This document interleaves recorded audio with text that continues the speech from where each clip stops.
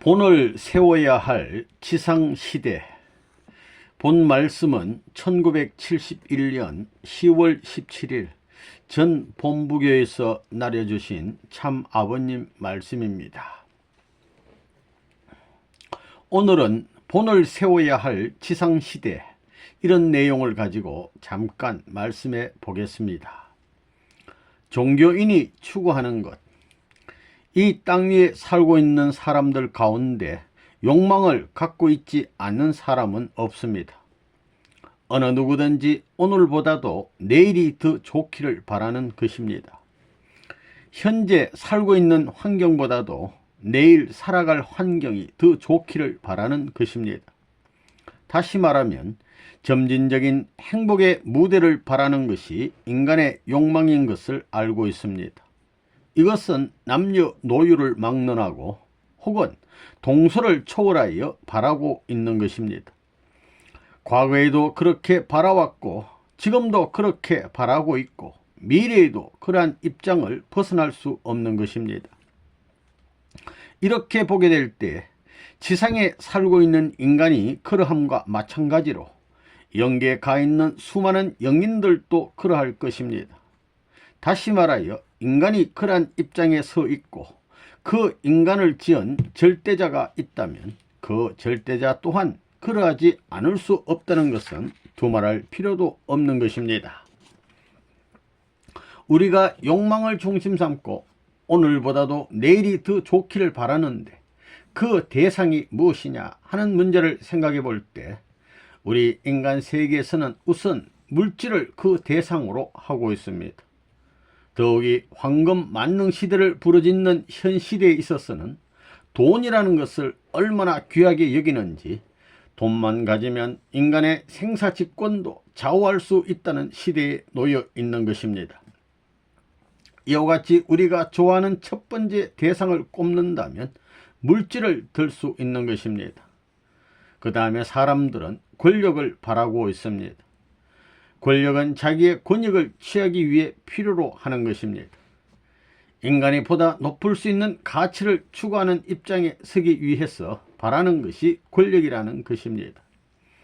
또한 우리는 높고 참다운 인격을 바라고 있습니다. 다시 말하면 물질이나 권력을 기쁨의 대상으로 함과 동시에 귀하고 참다운 사람을 표준으로 삼고 바라고 있는 것입니다.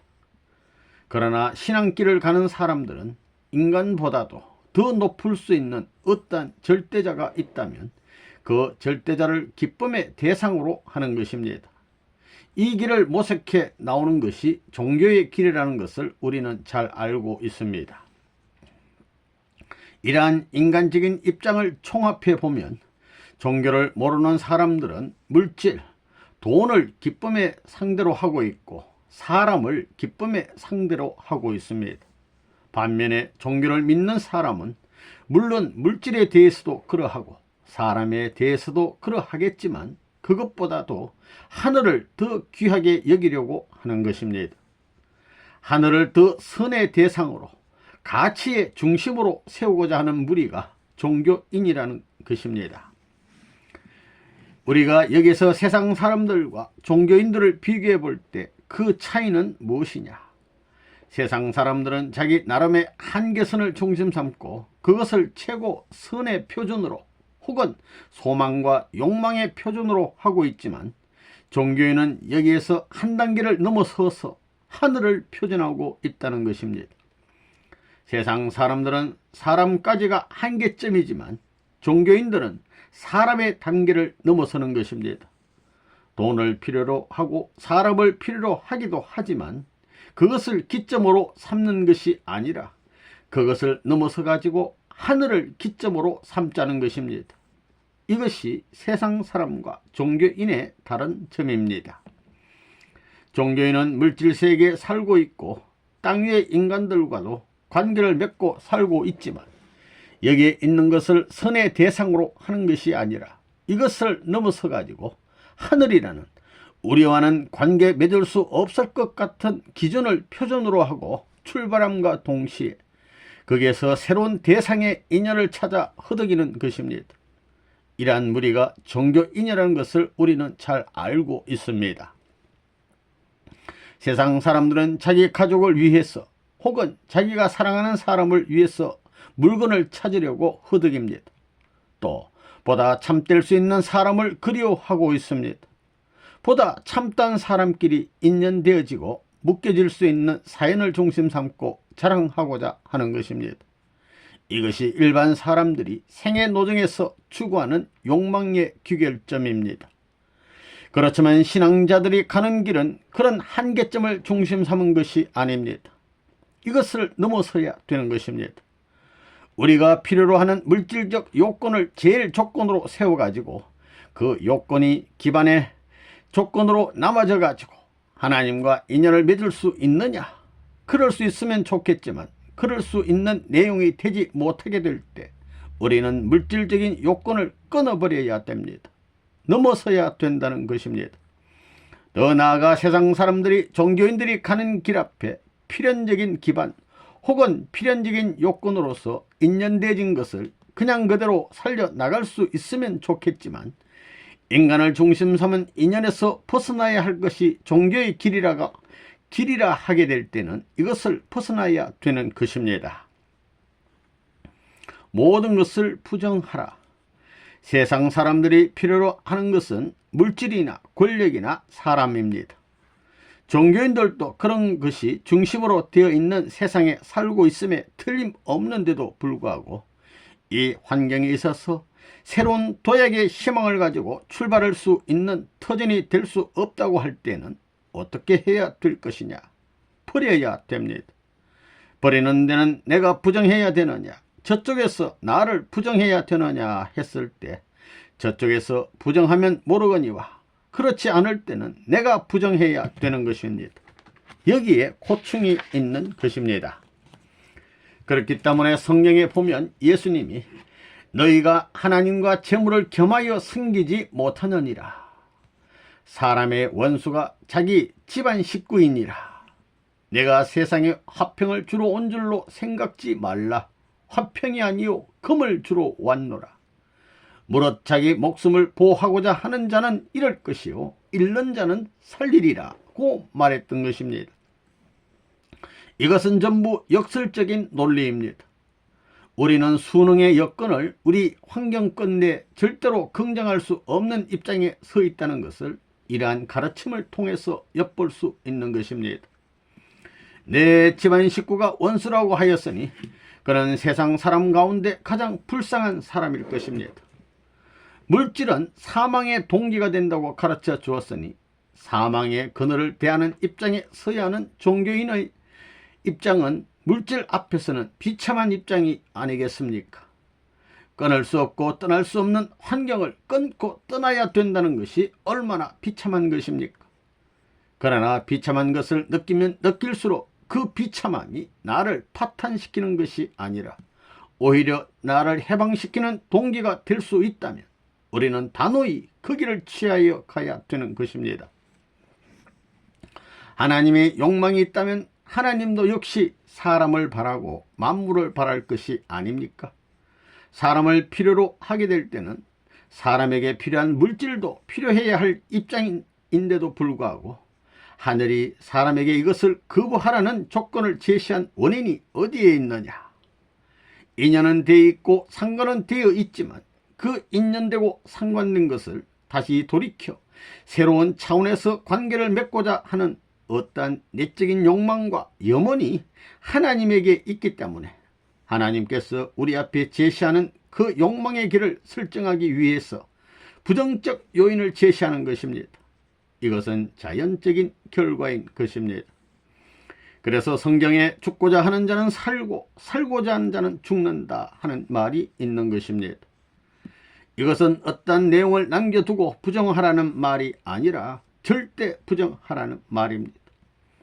이 땅에서 욕망을 가지고 살고자 하는 인간들 앞에 죽고자 하라는 것입니다. 완전 부정하라는 것입니다. 처해 있는 환경과 다른 환경에 서라는 것입니다. 다시 말하면 경계선을 넘어서라는 말입니다. 그 경계선을 넘어서는 한계선이 바로 죽음입니다. 그러니 죽음 이상의 자리를 넘어서라는 것입니다.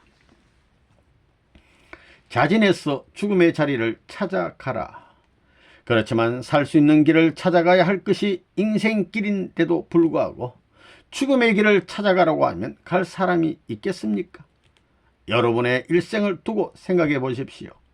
80, 90이 넘어서 죽는 시간이 다가오면 안 죽겠다고 하다가 죽는 사람이 태반이라는 것입니다.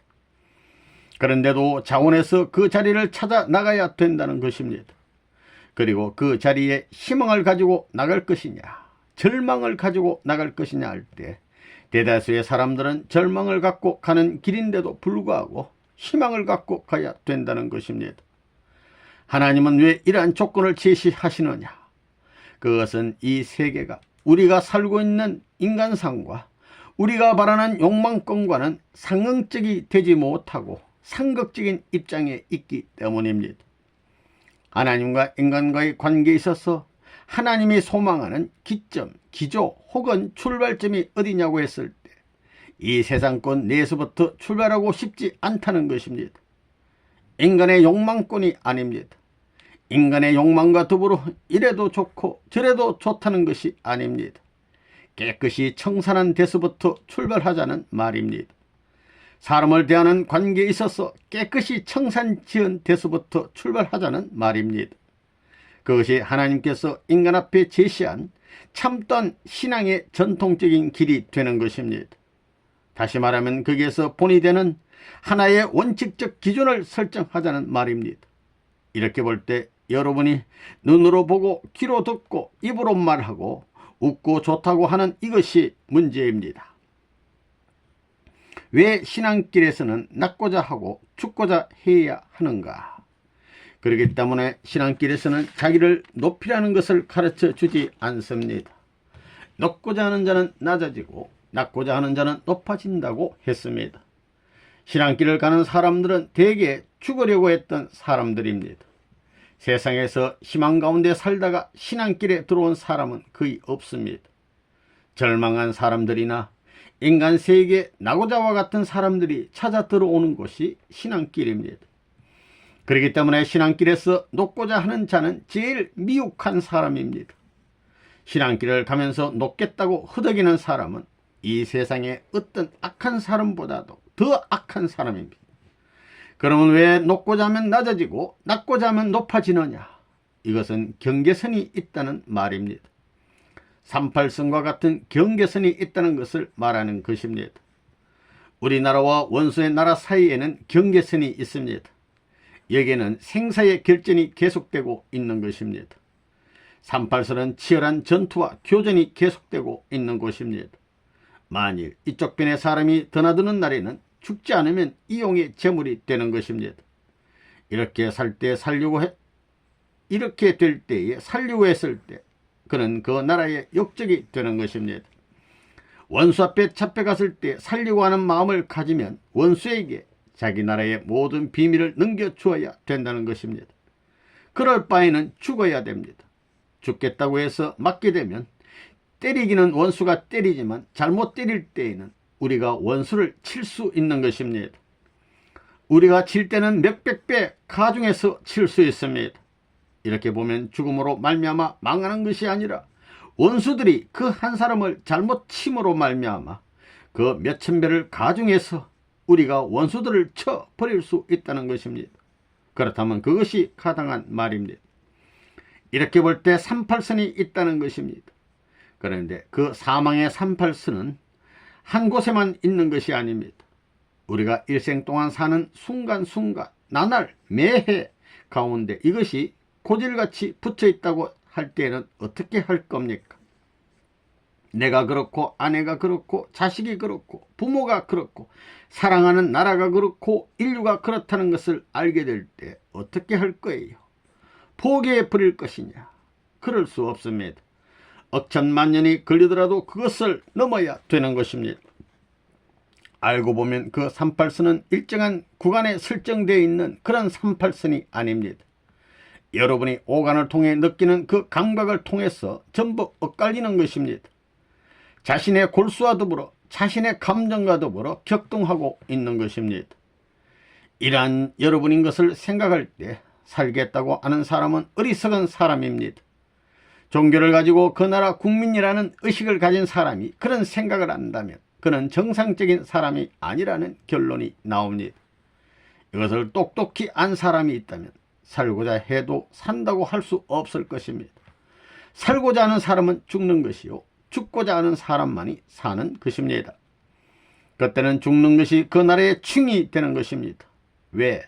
악이 선을 잘못 치는 날에는 하나님이 몇백 배 악을 칠 수 있기 때문입니다. 한 사람이 희생되게 되면 그 대신 10사람을 찾아올 수 있는 길이 있습니다. 벌금을 받아온다는 거예요. 한 사람이 죽게 되면 3사람 이상 찾아올 수 있다는 것입니다. 언제나 생활 속에서 노리고 있는 사탄. 사탄은 어디에 있느냐? 사탄은 특정한 곳에만 있지 않습니다. 사탄은 여러분의 생활 무대에 고질대왕으로 있으면서 여러분을 공격하고 있는 것입니다. 사탄을 굴복시키기 위해서는 살겠다고 하면 안 됩니다. 여러분은 사탄이 실존한다는 것을 확실히 알고 있습니까? 말로는 있는 것 같은데 있는지 없는지 난 모르겠어 하는 사람들은 하나님이 볼 때는 기대를 걸 사람이 못 되는 것입니다. 사탄이 있는 것을 확실히 아는 사람이라야 하나님이 기대를 걸 수 있다는 것입니다. 기대를 걸더라도 그것이 하나님의 뜻을 대하여 플러스 될지 안 될지는 지내보아야 알겠지만 그래도 사탄이 있는 것을 확실히 아는 사람에 한해서만 하나님이 소망을 둘 수 있는 것입니다. 그렇기 때문에 성경에 죽고자 하는 자는 산다고 했습니다. 죽을 각오를 하지 않고는 헤어날 도리가 없다는 것입니다. 원수 사탄이 총뿌리를 겨누고 있는데 죽을 각오를 하지 않고 태어날 수 있겠습니까? 헤어날 수 있겠습니까? 에라이 모르겠다. 이왕지사 죽을 것 한번 비상수법을 취해보고 죽겠다 해야 하는 것입니다. 그러려면 사탄이 노리는 시선과 사탄이 움직이는 방향과 반대의 길로 나가 사탄을 후려감아 쳐야 됩니다. 그때 지혜가 떠오르지 않거든. 아, 우리 사랑하는 국민이여, 주권자여, 나에게 지혜를 주시옵소서. 이 몸이 전체를 대신해서 사탄을 굴복시켜야겠습니다 해가지고 비상대책을 취해야 됩니다. 여러분, 영화 가운데 그런 스릴 있는 장면을 들어보지요. 여러분은 그렇게 심신을 사망선에 놓고 사탄과 일대 격전을 하여 판가리하겠다는 결심을 해봐야 합니다. 여러분은 하나님이 계시는 것을 완전히 알아요? 사탄이 있다는 것을 확실히 압니까? 하나님도 모르고 사탄도 모르고 살고 있는 것은 아닙니까? 만일 모른다면 그것은 여러분이 처해 있는 위치가 불간섭권 내에 있기 때문입니다. 그러니까 북쪽으로 가면 사탄이요, 남쪽으로 가면 하나님인데 이것은 그 경계선에 부딪히기 전에는 모르는 것입니다. 그런 입장에 있는 것이 지금의 인생이라고 하면 틀림없을 것입니다. 그렇다고 완충지대에서 물에 물 탄 듯이 미지근해서는 안 됩니다. 차든지 덥든지 하라는 것입니다. 미지근하게 되면 도리어 안 하는 것보다도 못합니다. 차든지 덥든지 극단에 서라는 것입니다. 종교권은 뭐냐 하면 완충지대권입니다. 하나님을 중심 삼은 종교권은 하늘나라의 권속으로서 그 나라권을 중심 삼고 개인으로 대표하고 있고, 사탄 세계 사람들은 사탄 나라를 중심 삼고 점점 이 종교권을 포위하고 있는 것입니다. 종교를 믿는 자들 가운데도 아직까지 사탄의 초소를 청산짓지 못한 사람들이 많습니다. 우리 인생 행로에서 그런 치열한 전투가 벌어지고 있는 것입니다. 우리가 생활권 내에서 대하는 사람들 가운데서 혈투전이 벌어지고 있다는 것을 실감하는 사람들이 있습니까? 성경의 가르침, 이런 것을 눈으로 똑바로 바라보는 예수님이 오셨다면 그 예수님이 살고자 하는 자는 살고 죽고자 하는 자는 죽느니라 이렇게 교육하겠어요? 여러분이 이런 처지라면 어떤 교육의 표준을 세워야 되겠습니까? 아무것도 모르는 사람들이라 하더라도 살고자 하는 자는 죽느니라 할 수밖에 없다는 것입니다.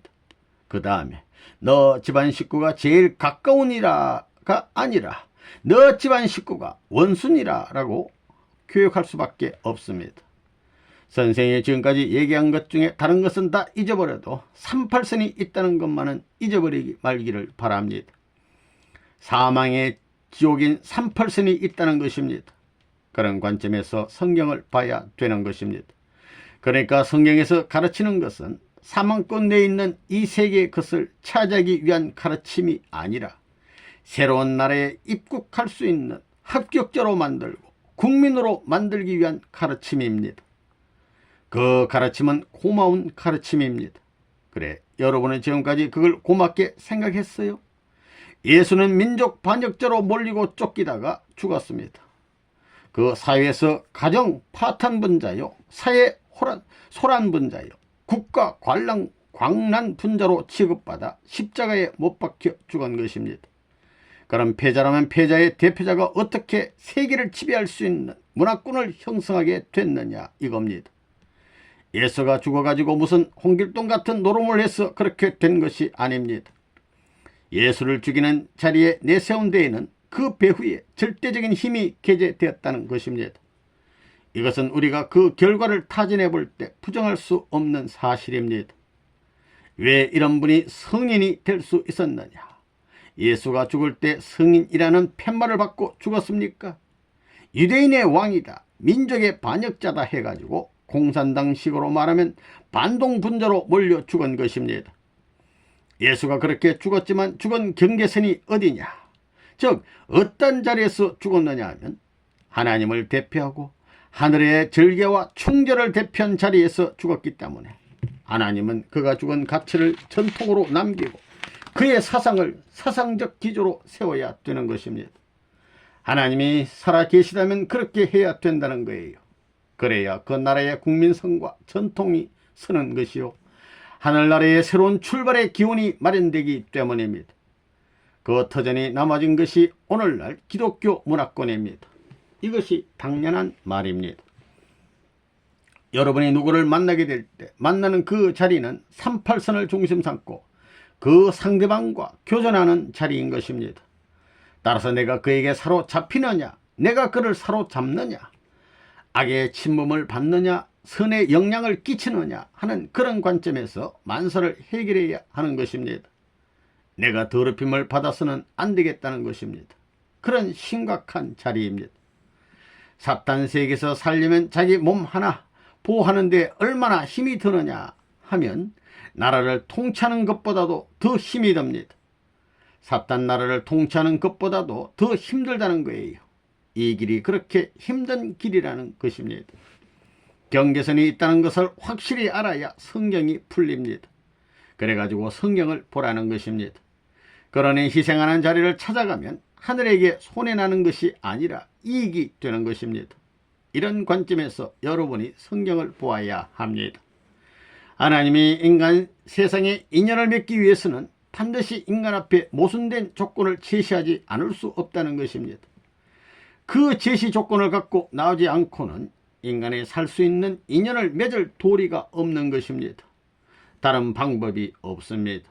이런 관점에서 볼 때 예수님의 가르침은 경계선을 앞에 둔 생사의 기로에 선 인간 앞에는 그야말로 진리입니다. 지상에서 세워야 할 본의 자리, 본을 세워야 할 지상시대, 오늘 인간 세상에 있어서 인간으로서 영원히 남을 수 있고 역사시대의 빛을 발할 수 있는 본을 세우고자 할 때 살고자 하는 자리에서 세운 본은 다 깨져 나가는 것입니다. 죽고자 하는 자리에서 세운 것만이 본으로 남아지는 것입니다. 그런가 안 그런가 알아봅시다. 효자 중에 1등 효자가 되지 않고는 효자의 본으로 남을 수 없는 것입니다. 그런데 그 효자의 본은 보다 비참한 자리에서 설정되는 것입니다. 보다 비참한 자리라는 것은 죽음의 자리입니다. 죽음의 자리에서도 제일 비참하게 죽는 그런 자리에서 본이 설정되는 것입니다. 그러면 본은 어디에서 세우느냐? 하나님이 인간을 사랑하면 그 본을 영계에 가서 세우라고 하시지 왜 지상에서 세우라고 하느냐 이겁니다. 영계 영인이야 죽이려고 해도 죽지 않을 텐데 죽지 않는 몸을 만들어 가지고 그런 노름을 하면 될 것인데 왜 지상에서 하라고 했느냐? 것입니다. 그거 이상하지 않습니까? 그렇지만 영계에 가서는 안 되는 것입니다. 태어날 때 잘 태어나야 되는 것입니다. 사람은 맨 처음 태어날 때 제일 깊은 물속에서 태어나는 것입니다. 복중시대는 물속 시대입니다. 아기가 어머니 태중에 있을 때는 물 가운데 둥둥 떠 있지요. 그거 생각하면 아이고 숨이 막혀서 어떻게 살아 할 것입니다. 그렇게 물속에서 살기 때문에 물을 들어 마시고 내보내야 되기 때문에 아기는 호수를 배에다가 연결하고 사는 것입니다. 또 아기가 영양분을 어디로 해서 공급받습니까? 배꼽으로 받습니다. 배꼽이 배 안에 입입니다. 그러니 그걸 천대해서는 안 됩니다. 배꼽아 너 옛날 수고했다 하며 두드려 주라는 것입니다. 그렇게 배꼽 운동을 많이 하면 건강해지는 것입니다. 아무리 추운 방에서 자더라도 배꼽만 잘 감싸주고 자면 설사가 나지 않습니다. 그러니까 물 안에 시대가 있고 그 다음에는 육지의 시대가 있습니다. 그 다음에는 날아가는 시대가 있습니다. 오늘날 인간이 날아가는 것을 얼마나 기다렸습니까? 날아간다 하면 세계 제일 주목거리가 되었고 세계 날아가는 데에서 비로소 통일되어 봤습니다. 아폴로 11호를 중심 삼고 날아가는 데 있어서 통일되어 봤다는 것입니다. 3단계 세계를 거치는 인간. 사람은 물세계에서 한번 살아봤고 땅세계에서 한번 살아봤습니다. 여러분이 복중에서 태어날 때 난 육지 세상에 나가 입으로 꿀도 먹고 떡도 먹고 밥도 먹고 쇠고기도 먹고 다 먹는다고 생각해 봤어요? 그것을 생각해 본 적이 있어요? 여기를 벗어나면 죽는다면서 배꼽으로 숨쉬며 살았을 것입니다. 그것을 생각하면 얼마나 답답해요. 그런데도 그 뱃속에서 밖으로 나갈까봐 아이고 안 나가면 좋겠다고 한다는 것입니다. 안 나가야 되겠다고 하겠지만 때가 되면 다 터져 나가는 것입니다. 물이 흘러나가면 물이 확 터져 나오는 그것을 따라 밖으로 나오면 순산이 되는 것입니다. 잘 태어나는 거예요. 아기가 태어난 다음에는 먹는 입이 달라집니다. 뱃속에 있을 때는 탯줄로 영양 공급을 받고 탯줄로 숨을 쉬던 아기가 태어나서는 코로 숨을 쉬는 것입니다. 그리고 입으로 먹습니다. 달라지는 거예요. 그렇게 지상에서 70, 80년을 살다가 죽는 것입니다. 지상 생활은 공기 중에서 태안에서 헤엄치고 다니며 사는 것과 마찬가지로 합니다. 공기 보자기 안에서 살고 있는 거예요. 그러면 죽는 것은 무엇이냐? 죽는 것은 별다른 것이 아닌 제3의 인생으로 출생하는 것입니다. 그 순간이 죽는 시간입니다. 잠자리도 처음에는 유충이 되어 물속에서 헤엄치고 다니다가 땅에 올라와서는 한동안 기어다닙니다. 그 다음에는 훌훌 날아다니며 육지에서는 먹으리라고 생각지도 못했던 벌레를 잡아먹습니다. 천하를 자기 무대로 삼고 날아다니는 것입니다. 곤충도 이와 같이 물에서 육지에서 공중에서 사는데 만물의 영장이라는 우리 인간이 지상에서만 살게 창조하시지 않았습니다. 인간에게는 차원이 높은 날개가 있는 것입니다. 저 우주를 한번 봅시다. 여러분이 밤에 자다 말고 쓱 밖으로 나가 밤하늘의 은하수를 바라보는 거예요. 바라보면 별들이 부지기수입니다. 수억 개의 별들이 가득 차 있어요. 빛은 1초 동안에 30만 킬로미터, 그러니까 1초에 지구를 7바퀴 반이나 돕니다. 빛이 그렇게 빨라요. 그렇게 빠른 속도로 빛이 출발하여 1년 걸려가는 거리를 1광년이라 해서 이것을 하나의 단위로 잡는 것입니다. 그런데 몇억 광년 이상 되는 먼 데 있는 별도 있다는 것입니다.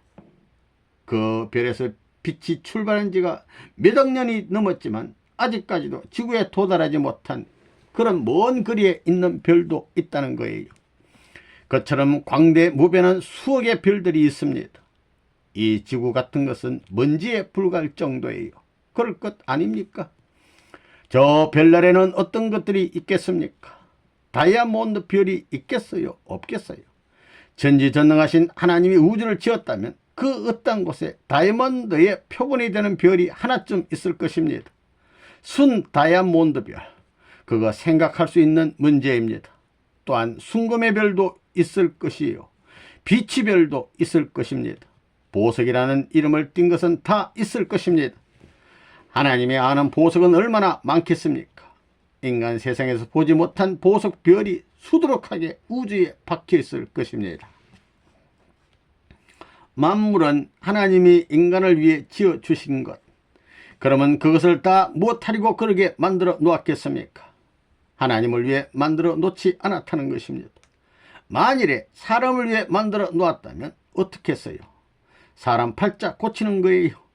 그런 세계를 아침 저녁으로 가고 싶을 때 가고 오고 싶을 때 오고 만지고 싶을 때 만지고 보고 싶을 때 볼 수 있는 자유활동 무대로 하고, 그런 자연적인 모습으로 그것을 무대 삼아 살 수 있는 내가 한번 되어 봤으면 좋겠다는 생각을 누구나 할 수 있을 것입니다. 그렇다면 이 육신을 가지고 그 세계를 다닐 수 있겠어요? 육신 가지고는 답답하니까 달구지를 만들고 자전거를 만들고 그 다음에는 오토바이를 만들고 택시를 만들고 제트기를 만들고 인공위성을 만들고 야단하는 것입니다. 여러분, 달나라에 가는데 며칠씩 걸리는데 쑥 갔다가 쑥 오고 그럴 수 있는 뭘 만들 수 있으면 만들고 싶겠어요? 안 만들고 싶겠어요? 만들고 싶을 것입니다. 하나님이 이러한 인간의 욕심을 알기 때문에 하나님이라면 그런 것을 다 준비해 놔야 된다는 것입니다. 그러면 그것이 가능한 때가 언제냐? 이 나라에서 이것을 만들 수 있는 길이 있다면 국민들이 천년만년 공중에 떠서 춤추겠어요? 안 추겠어요? 그럴 수 있는 무대가 우리 인간을 위해서 준비한 대우주라면 그거 한번 점령하고 싶은 것이 인간의 욕망입니다. 이 지상에 다이아몬드가 있는 것은 봉공세계에 가서 박자를 맞추게 하려고 있는 것입니다. 그러면 그것을 어느 때에 실천할 수 있느냐? 죽어야만 됩니다. 이 육신 가지고는 안 된다는 거예요. 한 세계를 벗고 나가는 날에는 이 우주의 동쪽 경계선에서 서쪽 경계선까지 순식간에 갈 수 있습니다. 그 끝내 있는 검은 보석이 가득한 별이 내 것이다 하며 통쾌하게 우주의 왕자의 자리에서 쓱 내려다볼 때 기분이 얼마나 좋겠습니까? 소리를 지른다면 생전에 질러보지 못한 소리를 지를 것입니다. 웃는다면 생전 웃지 못한 웃음을 웃을 수 있을 것입니다. 사지백차가 다 기쁨으로 꽉 차가지고 화동할 것 아니냐 이겁니다. 그곳은 살아서는 못 가는 곳입니다. 죽어야 할 수 있는 곳입니다. 동일계 문선생도 한때 그런 생각을 했었습니다. 아, 저 별이 멋지겠구나. 하나님 아버지가 전지전능하시니 만약 그런 별들이 없으면 하나님 앞에 나아가 제가 바라던 다이아몬드 별이 왜 없습니까? 하면 하나님도 별 수 없습니다. 믿는 대로 된다고 했으니 하나님도 약속을 이행할 수밖에 없다는 거예요. 태양빛보다 더 빠른 것이 우리들의 마음입니다. 마음은 하나님보다 더 큰 거예요. 그만한 배포와 터전이 우리 인간에게 있기 때문에 그 척도를 지상에 만들어 놓은 것입니다. 그러면 여기에서 패스할 수 있는 권을 누가 사인해 주느냐? 하나님, 당신께서 사인 안 해주면 나는 죽습니다 하는 배포를 가진 사나이가 선생님인 것입니다. 그렇기 때문에 종교를 통일하고 영계를 통일하자는 것입니다. 우주의 소유권과 주관권은 지상에서 결정된다. 사람들이 다이아몬드를 귀하게 여기고 검은 보석을 귀하게 여기고 다 귀하게 여기더라도 혼자 다니게 되면 행복할 수 없습니다. 그러니까 사람을 귀하게 여기라는 것입니다. 얼마만큼? 다이아몬드 이상, 그래야 하나님의 이상적인 호흡에 맞는 것입니다. 그 세계에 한번 가보고 싶어요? 아무리 대우주가 멀고 멀다 하더라도 동쪽 끝에서 서쪽 끝까지 순식간에 왕래할 수 있는 소성을 가진 것이 인간이기 때문에 만물 지중의 유인책이라고 했다는 것입니다. 그러한 세계의 소유권과 활동 무대의 권한과 특권의 기준을 지상의 이 생에서 결정하는 것입니다. 이 땅 위에서 내가 고생하는 것, 먹고 싶은 것 안 먹고, 입고 싶은 것 안 입고, 하고 싶은 것 안 하고, 참는 것을 확대하여 그 몇백 배, 몇만 배, 몇억 천만 배 기쁠 수 있고, 먹을 수 있고, 입을 수 있고, 살 수 있는 무대가 일시에 전개되는 것입니다. 그런 본연의 세계 실험의 책임자뿐만이 아니라 전체 관리의 책임자로 등장할 수 있는 기쁨의 한 날이 우리 인생길에 끝날이 있을 것을 생각할 때 죽음길이 슬프겠습니까? 그 대신 준비 안 하면 안 되는 거예요. 그러니 바쁘다 이겁니다. 그 준비를 어떻게 하느냐, 그 방법을 알아야 되는 것입니다. 세계에 있어서 지금 이 시대에 그런 문제를 중심 삼고 문제시하고 있는 사람은 통일교의 문선생 외에는 없습니다. 제 아무리 저명한 학박사가 많다 하더라도, 신학박사가 많다 하더라도 이 문제에 대해서는 통일교의 문선생한테 지도를 받아야 되는 것입니다. 그건 결정적입니다. 또한 절대적입니다. 그러면 본을 세워야 할 지상세계에 있어서 무슨 본을 세워야 되느냐? 이 나라의 역사에 이름을 남기면 뭘 합니까? 하나의 본연의 원칙적인 세계를 표준해서 거기에 합격할 수 있도록 하는 것이 중요한 것입니다. 그 모든 케이스의 규격에 맞게 하려니 오늘날의 효자 중에 효자가 되어야 되고 충신 중에 충신이 되어야 되고 연료 중에 연료가 되어야 한다는 말이 나오는 것입니다. 그러니까 천국에 가고자 하는 사람은 비참하게 살고 비참하게 가라는 거예요. 남을 위해 목숨을 버리라는 것입니다. 자기를 위해서가 아니라 남을 위해서, 세계를 위해서, 천하를 위해서 목숨을 버리라는 거예요. 그러면 이 천하가 대우주의 주인으로 세워주는 법입니다. 그래서 통일교에 오게 되면 땅 위에서 잘 살라고 하지 않습니다. 지질이 못 살고 지질이 고생하다가 죽어 길가에 쓰러져 개도 안 물어갈 죽음을 남겼더라도 언젠가 그 자리에는 꽃이 필 한날이 찾아올 것입니다.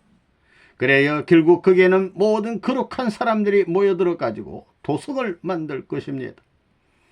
그래서 통일교인들은 나라를 위해서, 세계를 위해서 지긋지긋하게 고생시켜 가지고 효자 충신으로 만들어 보자는 것이 선생님의 생각입니다. 그렇기 때문에 덫을 위해서 효자 충신된 도리를 다 하라는 것입니다. 성경에 보면 내 마음을 다하고 뜻을 다하고 성품을 다하여 주 너희 하나님을 사랑하라 하신 것이 첫째가는 계명이라고 했습니다. 그 다음에 너 이웃을 너 몸과 같이 사랑하라고 하셨습니다. 내 이웃이 누구냐? 세계 만민이 내 이웃이요 내 형제입니다. 그러니까 이 말은 세계 만민을 위해서 마음을 다하고 뜻을 다하고 목숨을 내놓으라는 거예요. 목숨을 내놓으면 다 한 것입니다. 그래, 뜻을 위해서 한번 죽어보자는 것입니다. 어디서 죽을 것이냐? 각자가 자기 죽을 곳을 찾아야 되겠습니다. 하나의 폭탄으로 태어났으면 폭파는 되는 깨끗이 바위돌에 떨어지지 시궁창에 떨어지지 말자는 것입니다. 우리는 탄환과 마찬가지로 쏴버린 폭탄이다. 반석 위에 떨어지자 하는 것입니다. 이런 결심을 했기 때문에 오늘날 통일교의 문선생이 아직까지 갈 길이 멀다는 것입니다. 주저할 수가 없는 것입니다. 내일의 소망의 실현자가 되고 그 세계를 관리하는 책임을 할 사람이 없는 역사상에 내가 그것을 바라보고 정성을 들이며 눈물을 흘리고 그것을 대하여 노력과 정성을, 열과 성을 다하여 이 표준 앞에 부합할 수 있는 하나의 길점, 그 한 점을 마련하기 위해서 생명을 체계와 같이 버릴 각오를 하고 가자는 것이 통일교의 선생님이 가진 주류적인 사상입니다. 여기에는 모험이 안팎으로 연결되어 있습니다.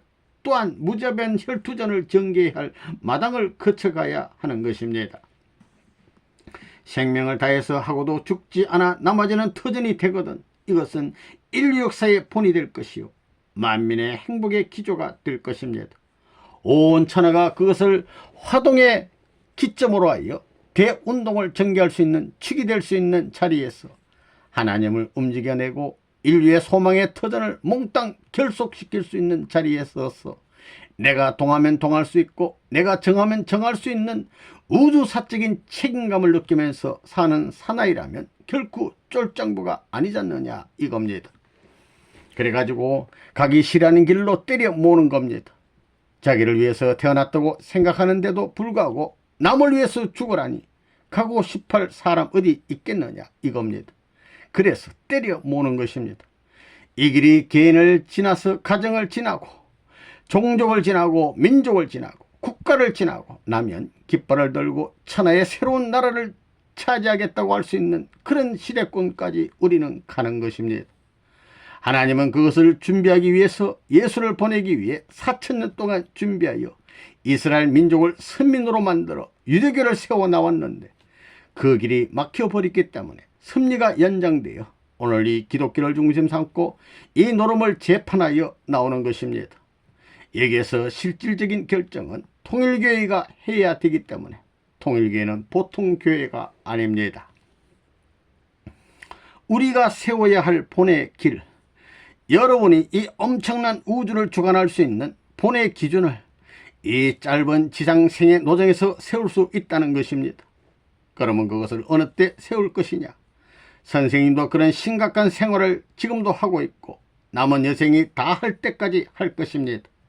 그래서 내가 죽는 날 어떤 자리에 쓰러지더라도 내가 이상할 수 없어. 아버지, 내 성과 열을 다했습니다. 할 수 있을 것입니다. 과거를 돌아볼 때 이상으로 이렇게 했으면 좋았겠다 하는 그런 생각을 남기고 싶지 않다는 것입니다. 언제든지 심각한 자리에서 생애를 다짐하며 가고 있는 것입니다. 그렇기 때문에 하나님이 나를 사랑하시는 거예요. 내가 눈물 지을 일이 있을 때면 아무것도 모르는 영계를 통하는 사람들을 눈물 짓게 하고 내가 고통스러운 자리에 설 것을 염려해 가지고 난데없는 사람들에게 그 고통을 분담시키는 사실들을 볼 때에 하나님이 나를 떠나 있는 것이 아니고 나를 위해 있구나 하는 것을 생각하면서 오늘도 내일도 감사히 여생을 곱게 맞이하려는 것이 선생님의 인생관입니다. 이러한 사상 앞에 있어서 여러분은 제멋대로 생활을 해서는 안 되겠습니다. 천년이 소망하는 역사적인 기준을 중심 삼고 희생하여 영계에 가 있는 우리 선조들이 내가 저 나라에 갈 때 대열을 갖춰가지고 나와서 쌍수를 들어 환영할 것이냐 참수할 것이냐는 문제를 생각해 볼 때 성년 군자들이 쌍수를 들어 이제 오시느냐고 환영할 수 있는 그날을 위해 지금 준비하는 길이 바쁘다는 것을 여러분이 알아야 됩니다.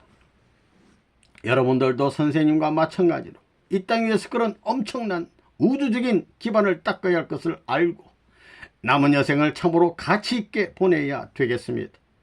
그러니 나이 많은 사람들은 청춘 시대를 그냥 놓쳐버린 것을 원통하게 느껴야 됩니다. 원통하게 느껴야 해요. 이 몸이 더럽혀지지 않은 순결한 순정이 불타오르는 사춘기 시절, 젊은 청소년 시절을 이런 자리에서 하나님 앞에 나서지 못하고 정상적인 길을 가지 못한 것이 얼마나 한스러운가. 이런 것을 생각해 볼 때 그 길을 못 간 이 몸이 천대와 채찍이 임하고 멸시와 고역의 길이 임하더라도 그것을 응당히 받아야 할 운명의 길로 알고 엄습히 따라가야 할 생애 할 노정이 통일교의 길이요 인생길인 것을 여러분이 알아야 됩니다. 그것을 다 희생시키나 한이 있더라도 본을 세우고 가야 한다는 그 기준이 철석같이 남아있다는 것을 명심하고 여러분들은 앞으로 어떤 종교를 맺을 것이냐를 생각해 봐야 되겠습니다. 복잡다단한 세계 정세 가운데서 국가의 운명이 동료되는 국가 정세 가운데에서 내일의 소망과 내일의 희망을 중심 삼은 뜻 앞에 있어서 나는 어떤 길을 가야 할 것이냐 하는 문제를 놓고 누구보다도 심각해야 되는 것입니다. 그 누구에게도 주고 남을 수 있는 마음을 갖고 가지 않고는 정상적인 뜻의 궤도를 따라간다고 볼 수 없다는 것을 여러분이 알아야 되겠습니다.